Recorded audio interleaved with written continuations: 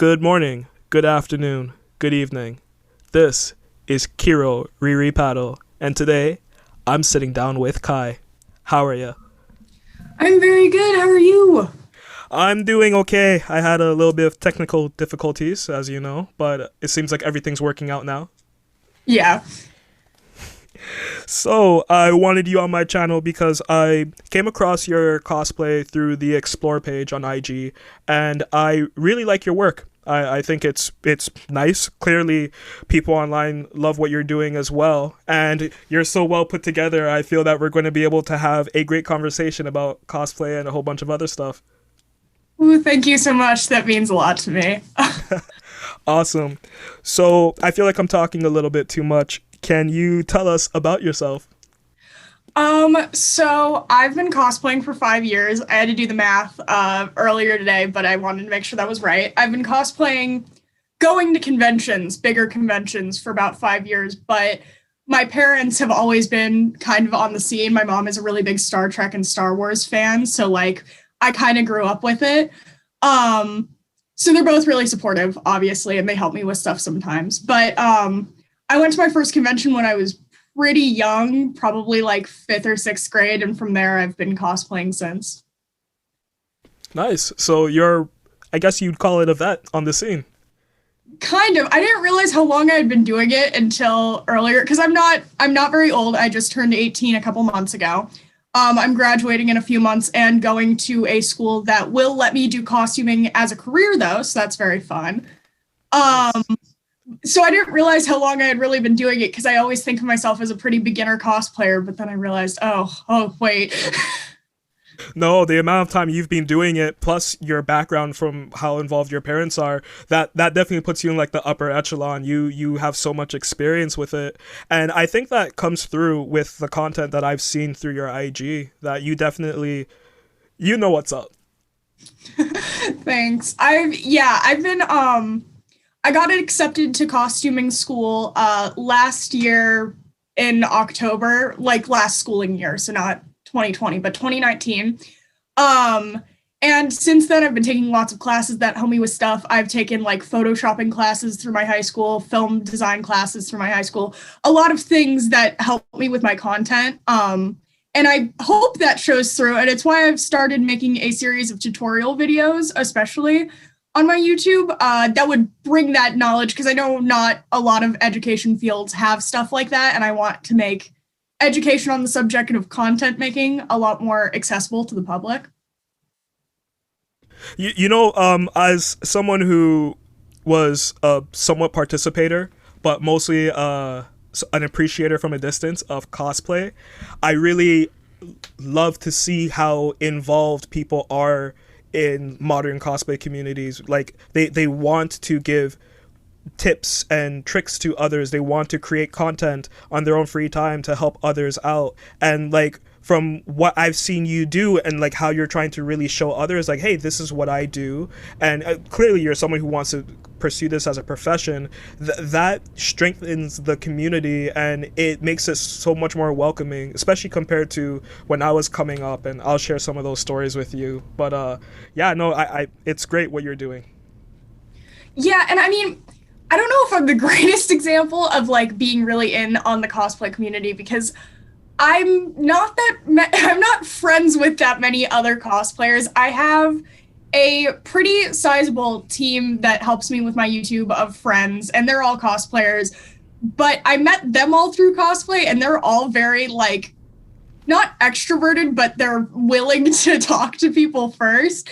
So I know people and I try to interact with the community, but I don't do it that directly anymore, especially without conventions because I went to conventions a lot, but I live in Arizona and there has been a lot of problems with conventions, especially Phoenix Comic Con. If you ever look at any stories around Phoenix Comic Con, so it's made me um, stick to slightly smaller conventions, which obviously house the same amount of people.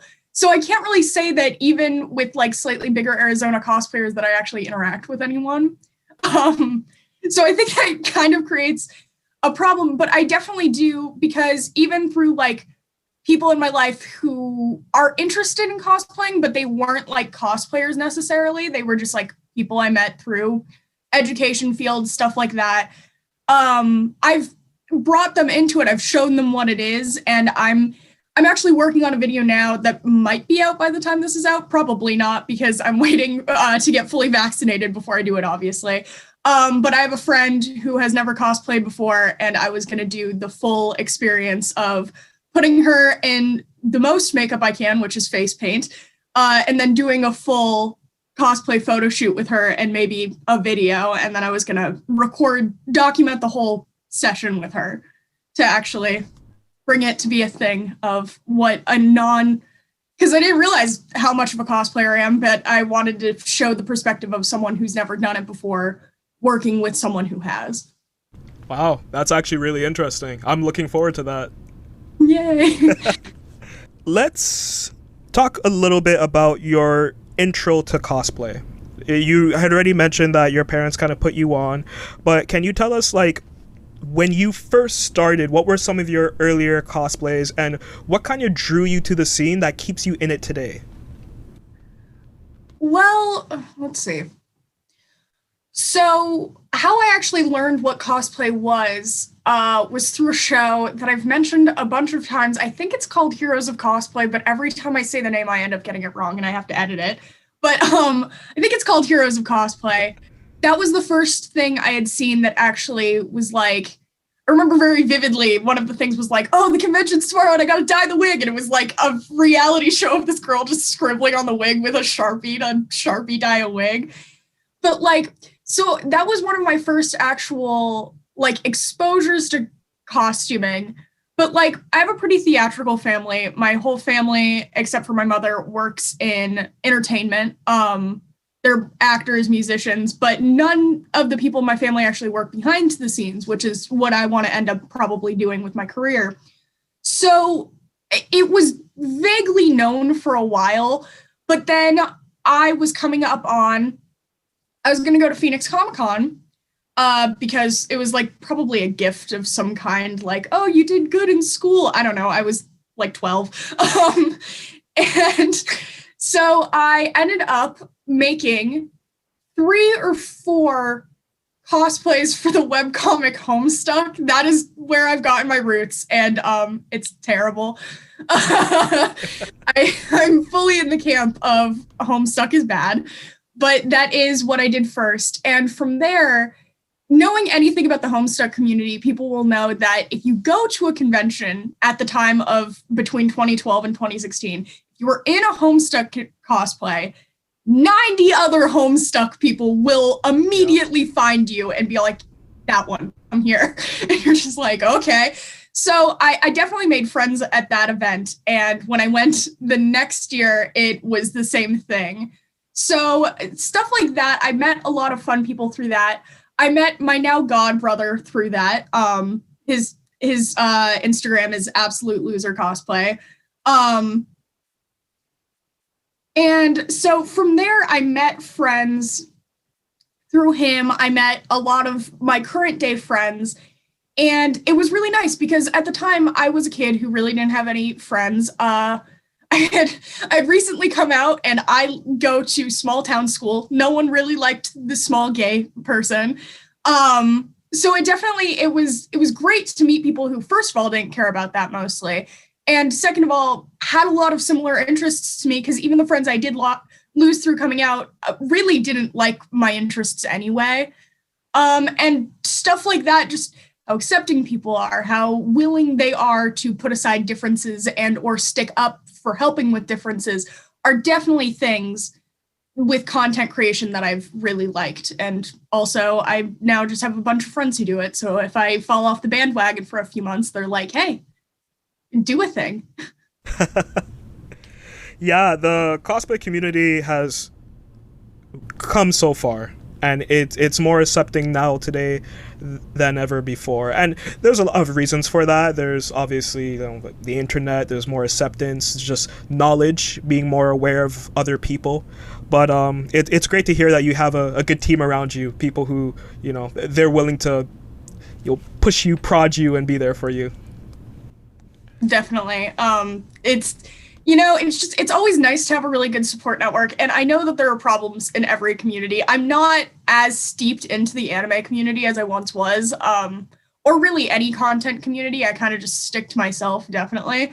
But I definitely, there's problems with every community that need to be addressed. But also sometimes it's good to step back and you're like, wow, there are good parts of things. You don't have to always be focusing on, yes, there's things that need to change, and those are important to address, but sometimes you can sit back, and I feel like communities that are at their ground level kind of want to accept people, they definitely come much farther in that, and you can kind of feel a little more comfortable usually.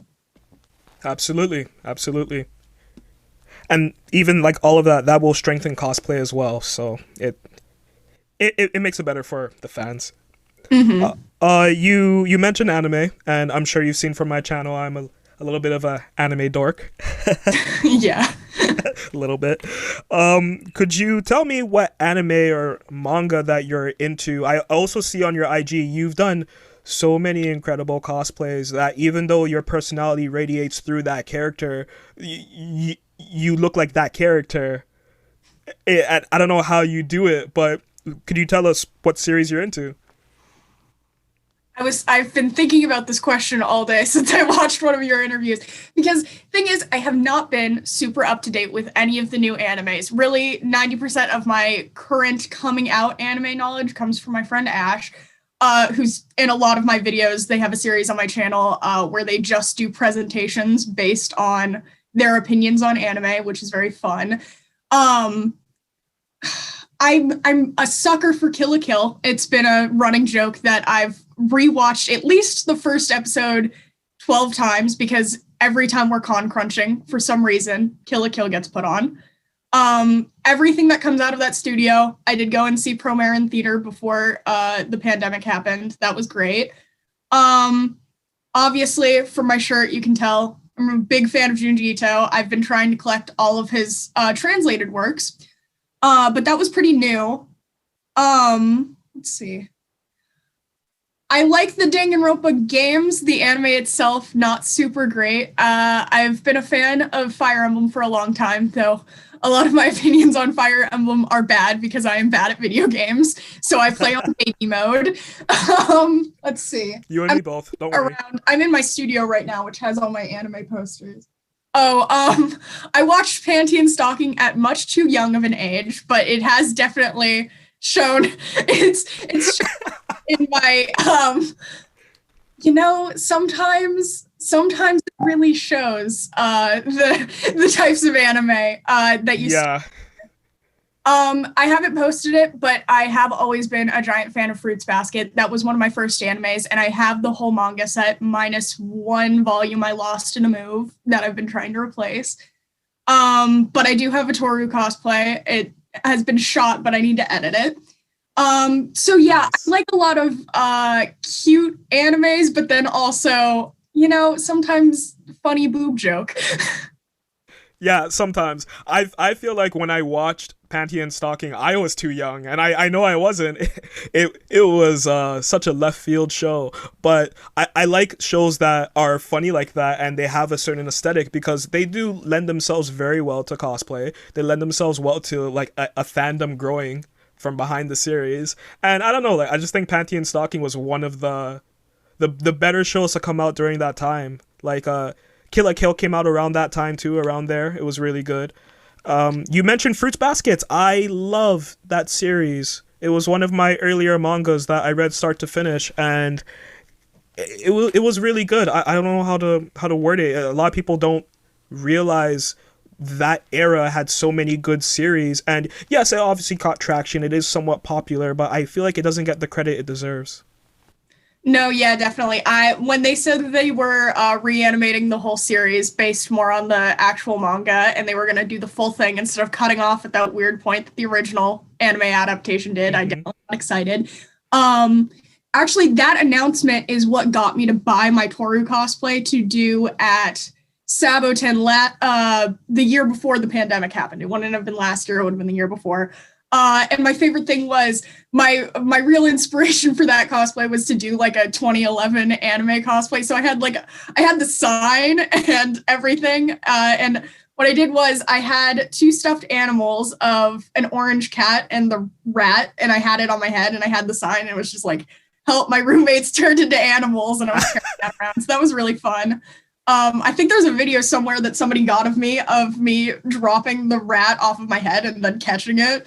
So that might be floating around somewhere. I don't know. But I definitely, Fruits Basket is one of those. It was the first manga I ever bought. It's means a lot to me. I haven't gone back to the series in a while, but I'm very excited for season 2 coming out. Cool, wicked. So am I. Great series. Kakegurui? So funny story how I watched that one was it was a week before a convention and I had a friend over and he was like, hey, you should cosplay this right now. And I was like, you have an outfit for me, but I've never seen it. So we did watch the whole show in one night. And that led to, I'm not sure if these photos ever actually got posted, but that same Sabaton I ended up doing, did I do just Yumiko? I think I just did Yumiko, but that was really fun because he was my Madari. And then I haven't, the other thing was I haven't watched the second season yet. I know it came out forever ago. I haven't had the time. No worries. It's always going to be there on Netflix or whatever. Yeah, there is that. Conventions. Let's talk about conventions. You mentioned that you have a bit of history with conventions, and I've never been to Arizona, and I don't know anything about Arizona aside from the Phoenix Suns and desert. So, can you sums it up? Really? Okay, so then I'm not too far off. Could you tell us some of the cons that you've been to, some positive experiences from cons and negative experiences? Well, the big negative one with, if you know anything about Phoenix Comic-Con, is one year somebody did bring a live firearm and try and kill the Green Ranger. Don't know why, but I was there that day, and my poor friend Corinne was walking in as that was happening outside. She was like, hey, I think someone just got arrested outside. And we were like, oh, weird. And then like the next day it was everything. They were like, don't bring any props, don't cut. And we were just like, oh, that's not great. So that was, I think, my second time at Phoenix Comic-Con because I actually knew people that time. That must be so scary. Like, I live in Toronto, so we have Anime North. That's a pretty sizable venue. I can't imagine someone bringing a real firearm to try and assault somebody. Like, that to me is scary. It was such a weird experience. He didn't get very far. Let me get this straight. It was dangerous, but they handled it practically immediately. It was just like a weird experience, especially because it meant the news had to figure out what a comic book convention was and report on it. It was just a whole experience, and then security got ramped up the next day, but then got weird. And yeah, I didn't end up going the whole last day, so I only saw the day after it happened. So it was just weird, and I heard the third day was even weirder, so it was scary. Especially because that convention so most of the things I cosplay from besides anime are podcasts, and I was supposed to be Cecil Palmer from Welcome to Night Vale. And if anyone knows anything about that series, there is a whole joke of All Hail the Glow Clouds. So I had an umbrella that was shaped to be a cloud that lit up. So I was like, are they not going to let me bring this in? Because they say no props. And I remember the second day walking up and people were having to throw their lightsabers and stuff in the trash. It was so weird. But I was supposed to be Cecil the third day and I didn't even end up going because I got sick. So it didn't really become a big deal. It was weird. It was mostly weird, especially because I think I was like maybe 13 or 14 at that point. It was just a weird experience in general. Yeah, that is strange to be so young and experience that. Like, I wouldn't experience that now, and like I don't even know how comfortable I would feel in a convention if that happened. For me, the biggest issues we had with conventions was like people running up and like hugging you randomly, which that's not. That happened at that convention too. Oh, did it really? Yeah. Was it the same one? I'm trying to remember. I think it was the exact same day, earlier in the day before any of that had happened. I was dressed as Aradia from Homestuck with these horns that were made of stone dry clay. They were so heavy. And I remember two people jumping up and hugging me from the side, and I just tipped over because I had these two like 5-pound horns on my head. And I just fell into my brother, and it was just a domino effect of people. And I was just like, oh God. Oh my god. I feel like whenever anybody goes to a convention, something will happen. Oh, definitely. It happens at every convention, but if you don't remember the bad experience like 3 or 4 years after, it's not bad enough. And That's true. obviously, I came out the gate with the worst possible thing that could happen. Um, I ended up feeling fine the rest of the weekend. Just to be clear, I'm not trying to get on Phoenix Comic Con. They have upped security, and there have been other problems with it, but most of them are like the AC went out. So it was fine. They upped security so much. It was like, okay, they figured out that could happen, and it's never going to happen again. He didn't get through the door even. He didn't get through bag check. He didn't actually get in the building. Just for clarity's sake, it's fine. Makes you wonder why he went through so much trouble to plan this poorly planned plan. I don't get it. Apparently I don't know the full story. Apparently his motive was he wanted to kill the actor who played the Green Ranger on Power Rangers. I don't know the context. I don't care that much. It was just a weird thing. All around completely strange. I love Tommy. I can't imagine wanting to off him. That's crazy to me. I never watched Power Rangers. I was like, I don't know why the Green Ranger has spited this man. What did he do? I don't know. Anyway. Oh, well, I did watch the Power Rangers growing up. It's one of my first shows, so there could be a multitude of reasons. But if he wasn't part of like the bad guy army that were against the Power Rangers, he has no real motive. I don't know. Apparently he said what his motive was in court because obviously he got taken to court. It's just I didn't read it. It was a weird thing. So if you are interested, you could look, but I don't. Doesn't matter. Anyway, good experience is with conventions. Yeah. Besides that, I've never had another bad experience with a convention except this one time I was dressed as Ochako from My Hero Academia, and some like 12-year-old little boy ran up and pulled my wig off. I don't know why. Really? This is a very small convention that's held at one of the community colleges here, and it was fine, except I whipped around and it hurt because it was attached to my head with pins, and I was just like, yo, what? And he gave it back to me, and I was just like, this is an experience that happened. Strange. Besides that, everything has been very positive. I've run booths as an artist at conventions before. That was very fun. I didn't make much money, but I did meet lots of fun people who were very nice to me. I've done very fun shoots for people in the past. One of my favorites was at a convention here. They booked us in a much nicer venue than they ever had before. Originally, it was one hallway in a convention center, and then they put us in one of the nicest hotels in the entire city. But the entire hotel staff did not know we were going to be dressed in costumes as anime characters, and we're very mad about it because this was a luxury hotel, and they didn't know. So I remember they said we could not take photos anywhere. So then I found a back door. I was allowed to do this, but I found a back door down to the parking garage. And I remember doing everyone's photo shoots down there. So that was very fun and innovative because, we Quite weren't resourceful. supposed to be there as a convention. Okay. Anyway. Before the lockdown and COVID and everything, how many cons or meetups were you going to in a year? Well, that's a difficult question because after the one at the nice hotel, I ended up not knowing if I was going to keep going to that guy's conventions. But so besides that, there have been problems with people running conventions here. But before lockdown, I think I would go to. There were 2 or 3 held in my city because I don't live in Phoenix. And then 3 held in Phoenix. I usually only went to about 5 of those, if that. But right before lockdown in January, there was one more that took place in Phoenix that I went to for the very first time before restrictions and lockdown actually happened. So I technically in a year might be going to 6, but I have never actually managed 6 in a year span. I see.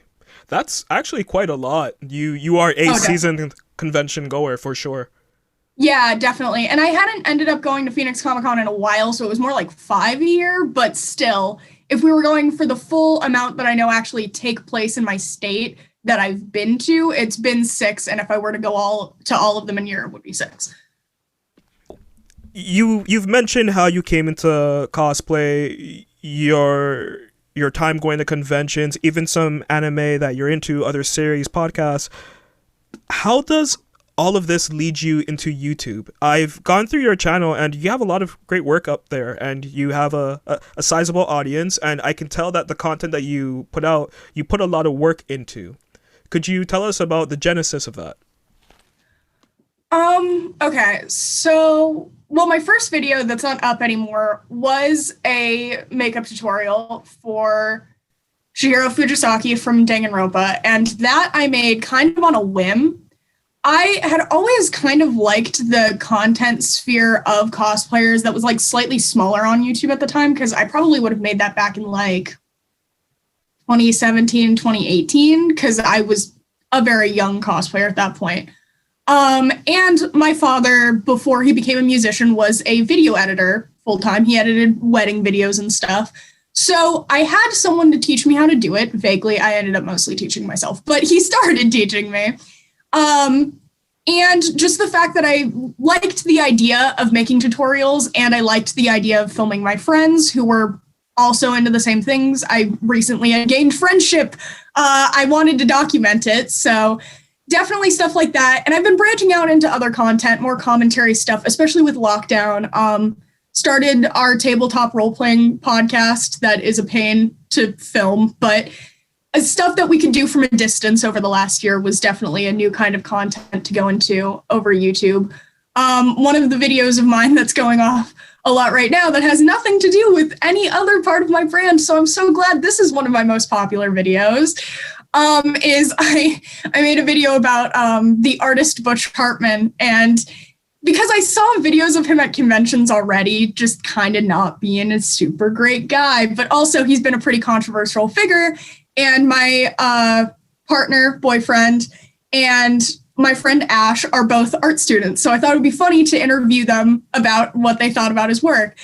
So really, all of my content on there has mostly spawned with, how can I annoy my friends just enough that they still like me, while also annoying them? That's pretty funny, actually. Oh wow. That video is a mess, but it's worth a watch, you know. Well, that's the thing with YouTube. You never know what's going to hit, right? Yeah. You never know. What positives and negatives have you found through YouTube? Obviously, having to adjust the kind of content that you're making during lockdown was something that a lot of content creators didn't envision in 2019. But now we're almost halfway through 2021, and it looks like this year may be another year of us creating in our homes. I'm sure you've realized a lot of good and bad through that. Definitely. Being at home this full time, because I am a full-time student, has given me a lot more time to create, which is kind of nice. And mental health-wise on that aspect, it's been both daunting and also kind of freeing, because like between classes, I could edit videos. Classes end earlier because everything's online and they don't have to do giant long times for switching between classes. So I could do cosplays after school and stuff like that. So that was definitely a pro to doing stuff like this, especially during lockdown. But yes, it's hard to record when you're not in the same place with everybody. A lot of my content before lockdown, definitely on YouTube especially, was, you know, skits, having my friends just do things while they were in costume. Most of my videos that have to do with us being in character is kind of just how they act, and I managed to use my very basic level acting skills to apparently trick people into thinking we were acting in character. So it's definitely pros to making content like that was it was really easy. It was just me filming and later editing things that my friends were already doing, and I think that they're pretty charismatic, so that helped. But definitely a con is having to keep that audience who were there for my interactions with other people while doing more solo work. It's made me really figure out how I can be a good content creator, especially on my own, because I'm not super confident in me being entertaining on my own. I think I'm definitely funnier with other people, but I've had to make content more on my own to keep my audience on there happy, and it's definitely had to broaden my horizons with things I can do. Okay, I see. I see. How about this? Going off of that, what hobbies do you have aside from cosplay? I've seen on your social media that you are an artist and you're a very talented artist. But aside from art, what else are you into? So yes, I was a fan artist and I still kind of am. But I've tried to broaden my horizons with that since I have cosplay and my YouTube page to more focus on liking other content. I've done a lot more traditional paintings and stuff in the last little while, and I've been thinking about adding that to my YouTube repertoire. I haven't decided yet. But besides that, kind of going along with cosplay, but just in general, I like sewing. I'm really into changing clothes that I find and making my own clothes. That's why I'm going to school for costume design, because you do have to do fashion design first. So since they kind of are intertwined, that's helpful. And I don't know. I don't have that many hobbies. I do like video games a little bit. I'm bad at them, but I like doing them. Really, always play on baby mode if that's what you want. Sometimes you can play on baby mode. So long as you're enjoying the game, that's all that matters. Exactly. I am really into reading, which I've cosplayed a couple book characters before, but that is something that's remained mostly separate from everything. But I feel like a lot of my hobbies are very interconnected. Like, I learned how to knit, and that was a hobby for a while, but now I use it in my cosplays sometimes to make other parts if I want to enter them into a competition later after COVID, because I never got to do one because of COVID. But yeah, so I feel like it's all pretty interconnected. So it is really hard to pinpoint hobbies I have outside of creation. You know, what you said is actually pretty interesting. I find that with a lot of younger cosplayers, they innately know that whatever their hobby is, that you can enjoy it as a hobby, but it's also possibly a good idea to find a way to monetize it. Or if not monetize it, at least leverage it into something else that you're doing. It seems that a lot of your interests and things that you've been exposed to as a kid, you've been able to work into what you're going to post-secondary school for now, or just like what you used to create or express yourself differently.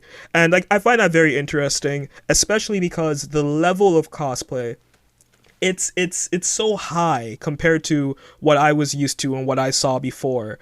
Maybe it's just because social media is more accessible and there's more conventions. I'm sure that contributes to it.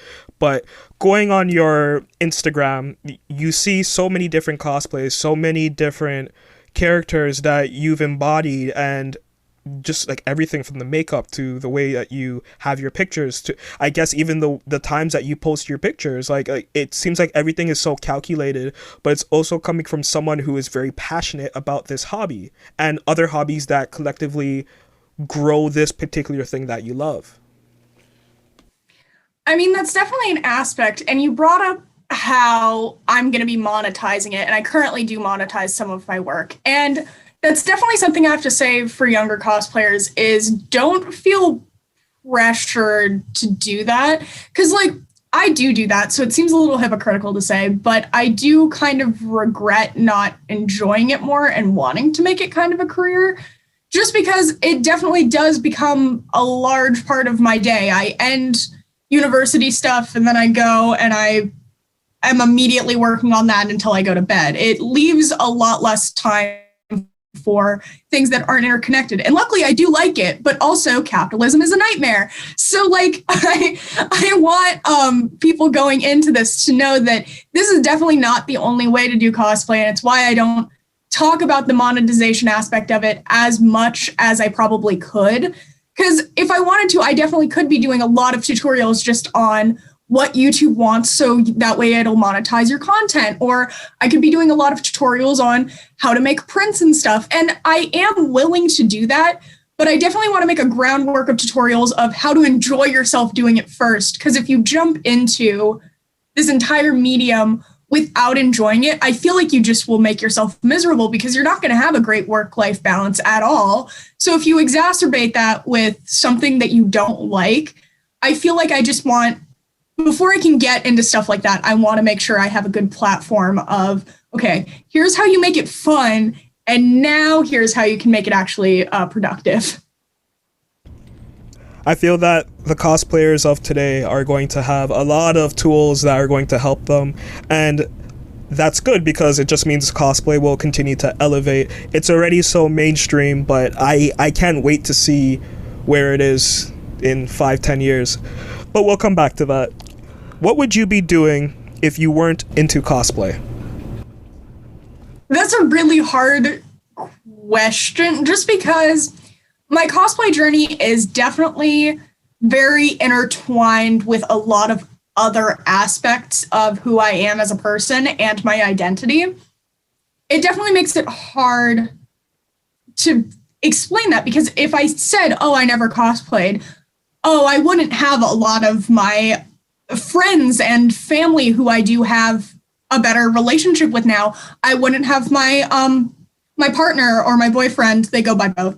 I wouldn't have them because I met them through cosplaying and I was complaining about something about cosplay and that's how we met. I wouldn't have a lot of aspects of my life currently if I wasn't doing this because I got into it so young. So to ask that, it's really hard for me to answer, because it would probably be, I'd still be going into artistry. I'd still be going into something like that because I've always been creative, but I feel like I'd definitely be a completely separate person from who I am now, and I probably wouldn't be as happy. Fair. Yeah, cosplay saves lives and makes lives a lot more interesting. Definitely. I think I have two non-cosplay friends at this point, and pretty much everyone else. Really? Wow.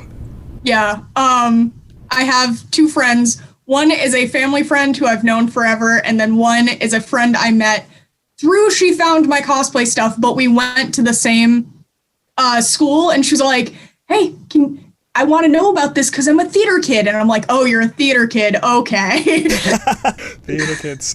I went to art school, so I know exactly where you're coming from. Oh, wow. Left field question. What kind of music do you like? That's difficult because I mostly just listen to what other people tell me to. That's a dumb answer, but like I've picked up a lot of my music taste from like everyone around me. So if you actually go into like my saved music, it is an absolute train wreck. I definitely do listen to anime music, and I definitely do listen to like fan-based music. Honestly, some of the best music that I have in my library is fan-made music for stuff that I like. Now, would my music elitist friends like that? No, but I do have to say it. Especially a small band that I don't know if they even consider themselves a band called the Sig Figs, who are based off of a tabletop role-playing game, Dimension 20, by Dropout. They are some of the best people I've seen make indie music in a while. That's like actually indie, of like they're making it in their garage probably. So I definitely like stuff like that, but also like more mainstream music. My mother is a My Chemical Romance fan, and I've been listening to them since I was like in diapers. So that's definitely a thing that also plays into it. Like a lot of techno stuff, Gorillaz, things like that. So I have a pretty eclectic music taste, I guess is the only way to describe it. Nice, cool. I love all sorts of music too, so it's just something I like to ask people and hear how they respond. And everyone responds like that. I feel like nowadays everyone listens to everything, so Yeah, Well, it's streaming makes it so easy. I mean, I collect, that is kind of a hobby, I guess. I collect vinyls of stuff that I like, but it's still more modern music that people have put on vinyls still. So, I mean, I do think that there is a merit to hard copies of media, especially music, but also like streaming makes it so easy for people to discover new music now. I think it's one of the best parts of the internet is being able to share all forms of artistry, including music. I think it makes it easy for people to have a more eclectic music taste than when people had to buy like CDs when it's like, oh shoot, I'm only going to listen to this genre of music because I know I like it, because to listen to any other genre of music could be jipping me out of money. absolutely. And I did come up in the CD era. My auntie was very much into CDs. She had a huge collection. My mom had a lot of vinyl. And I kind of was weaned off of what they liked. And fortunately, they liked a lot of different music. But when I started buying music for myself, it was still like MP3s were a thing, but it was also CDs. And I don't miss those days at all. Yeah, we have a pretty big vinyl collection in my house, not including my stuff, but my mother's main music library is one of the first iPods, and it currently dies if you ever move it from the dock it's on. It's the only thing keeping it alive. It's definitely like that is the only music we listen to off of that one speaker because it has to stay in there. So Fair enough. It's on life support. it is. I have a couple more questions for you, Kai. Mhm. How do you think cosplay and conventions will change after lockdown and throughout this next decade? I mean, coming into the school I'm going to, it's in a completely different state, but I'm not going to say which one of privacy reasons, obviously. So I didn't even know after this year of me graduating how many conventions I'd actually even be attending. So I don't know if I'm the best answer for this question, but I know at least for the convention culture here and with lockdown, I'm really hoping we do see more of these independent conventions that I've seen that are running like digital conventions, just like letting artists sell through Discord and that being their main source of creating this convention. I haven't had a chance to actually do one because I'm lazy, but I'm really hoping that those do continue even without lockdown because I know they're pretty accessible to people. They're much cheaper and they're probably easier to produce, which will mean that there's going to be a much more diverse range of people actually getting a say in this industry. But as for actual brick and mortar conventions, I guess, more traditional ones, after lockdown, I'm not totally sure how they're going to change. It's definitely, we've seen a couple of conventions go on during the pandemic, and they've been rightfully shamed for doing so. So I definitely think that a lot of conventions that were big staples that have done things like that for obviously like trying to just make back investment and stuff like that, I feel like those are gonna go away a little bit. Obviously, they're always still going to have supporters who are like, well, I've always gone to this one, so I'm going to go to it again, even though they did that terrible thing. But I'm hoping that it's kind of a wake-up call that there definitely are convention companies that don't have the best interest in mind.